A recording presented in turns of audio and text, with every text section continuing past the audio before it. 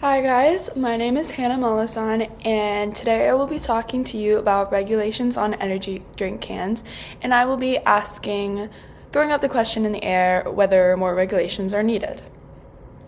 I personally am an avid drinker and consumer of energy drinks, so that's my perspective and point of view coming into this topic.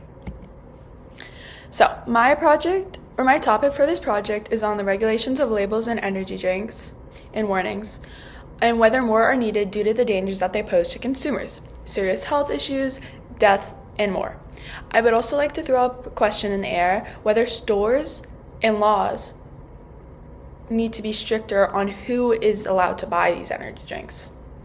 My target audience for this topic is citizens of the U.S. who are 18 and older. This is my target audience as they can vote in elections, contact and meet with elected officials, talk at public hearings, and more. The purpose of this presentation is to inform my audience of the dangers and move them enough so that they'll speak out and attempt to make changes. With these changes, I'm suggesting stricter regulations, meaning that the warnings are more detailed and simpler for average citizens to understand, and potentially new laws that are enforced at stores, gas stations, and similar businesses that sell energy drinks and similar products that fall under the umbrella of products that the FDA doesn't regulate as much as others. I want to present all my evidence and convince citizens to take issues like these into account when it comes to voting. I also hope that my audience may also be persuaded to speak out if they are passionate about this topic and or are moved by my presentation to do so. So, the exigence of my topic is that people have gotten hurt from undisclosed dietary information in ingredients and energy drinks and similar products. Or people have gotten hurt because they're not truly aware of what these products can do to their health, and they're consuming them without knowing what they are or what they can do. This topic also isn't talked about that much in society, to the point where it's a concern that people want to address and prevent, so it needs to be brought to the general public's attention. So in this presentation, I'm going to be going over 4 pieces that I found and examples that will hopefully persuade y'all to attempt to make changes or take this into account when it comes to voting for local or state or national elections. So my first example is Sarah Katz. This past year, a New Jersey congressman created a law he wants to be passed regarding caffeinated food and beverages. Named in honor of the 21-year-old student, the Sarah Katz Caffeine Act would require restaurant chains to disclose on menus and drive-through kiosks whether a food or drink contains 150 milligrams or more of caffeine, which is about as much as in a 16-ounce cafe latte or 3 cans of Diet Coke. Now, this was all due to the fact that Panera didn't disclose how much caffeine was in one of their drinks, and so Sarah Katz consumed it not knowing of what the consequences would be to her heart. She had a pre-existing heart condition. The importance of this example is that it's a real-world scenario in which caffeinated beverages, similar enough to energy drinks, have caused harm, not even due to the drink itself, but due to poor transparency that fast food and chain restaurants, brands, companies, and more have when it comes to their products. My second example is adverse health effects. We always hear people say that energy drinks are bad and unhealthy to consume, but no one ever says exactly why. An article called Energy Drink Consumption, Beneficial and Adverse Health Effects shares some of these bad effects along with some beneficial ones as well. Several studies have shown an increase in heart rate and arterial blood pressure after energy drink consumption. Symptoms include anxiety, insomnia, gastrointestinal upset, muscle twitching, restlessness, and periods of inexhaustibility, among many other symptoms. This knowledge is important because although it's not news that energy drinks can be bad for you, it should be common knowledge why and how they're bad for you. Everyone, especially consumers, should know these adverse health effects along with the other ones listed in this article, and more I'm sure aren't included.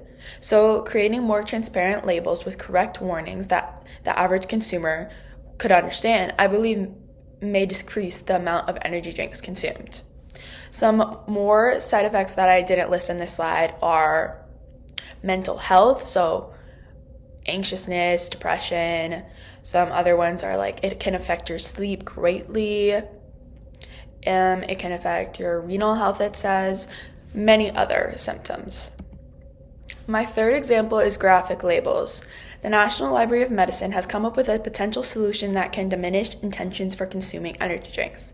This article concludes that graphic warning labels and labels warning of cardiac effects are worthy of further exploration as potential intervention to reduce ED, energy drink, consumption.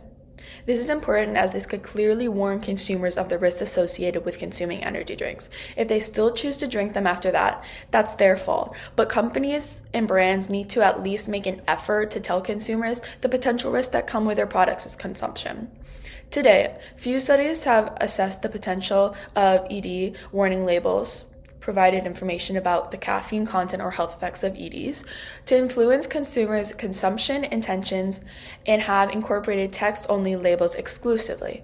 Unfortunately, though, like I mentioned in a previous slide, this topic isn't widely talked about, so who knows if anything will change anytime soon. So that's why this message is so important and why I hope my audience, you, will be moved to try and change things. And my last example is age limit. Another potential solution many scientists and individuals have came up with to reduce the dangers of consuming energy drinks is to raise the age limit for either purchase or consumption of energy drinks. Raising the age limit would be more ideal as it would be easier to screen for ages at checkout, whether by a machine or a person they could ask for your ID. Raising the limit for consumption would be harder because there would be no way to stop them from obtaining these energy drinks, and it would be hard to ask someone how old they are while they're actively drinking an energy drink, so it'd be too late at that point. This bill will immediately prevent children from purchasing these beverages. This step alone will save lives starting the day it's enacted. It will remove these drinks from vending machines, further restricting access for our youth. This is important due to the fact that the main target audience for energy drink brands and companies are teenagers and young adults who pose the most risk when it comes to the effects that energy drinks can have on a person's health.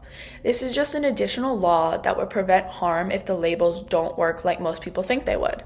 They should both be passed as the target audience is still teens and young adults, and labels wouldn't change the ingredients or their effects and what they would have on a person's health.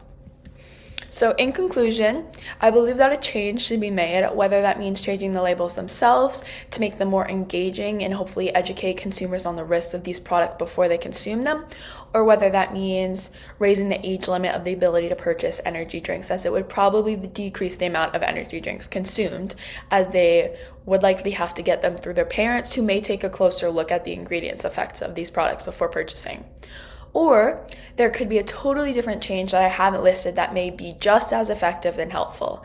Either way, a change needs to be made because the dangers that energy drinks have aren't always immediate. They can build up to a point that by the time damage is done, it might be too late to do anything to help. So I hope you take away from this message how bad energy drinks are for you, and that it's not just like, oh, sugar and like caffeine obviously can be bad. No, these can have lasting effects as long as you drink them, and if you consume too much of them, it can lead to death and serious conditions like heart effects and conditions.